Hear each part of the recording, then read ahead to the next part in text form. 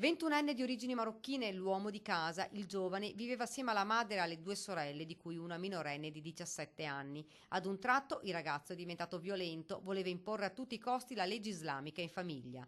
Aggrediva la ragazza più grande perché rimaneva fuori fino a tarda sera, segregava la piccola in casa.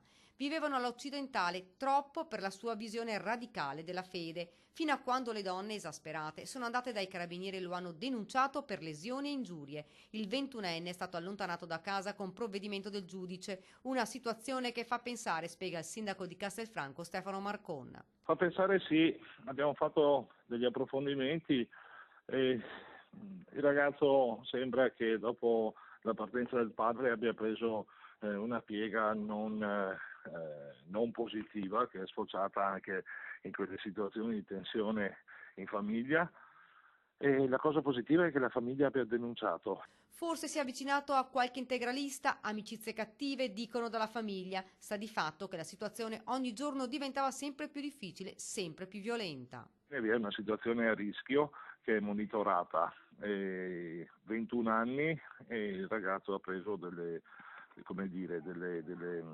pieghe non proprio positive. È sfociato in questo fatto e adesso le forze dell'ordine e gli inquirenti faranno gli approfondimenti del caso.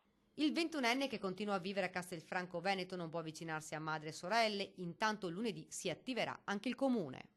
Adesso vedremo lunedì con i servizi sociali di capire quali sono le azioni che possiamo mettere in pista in questi casi.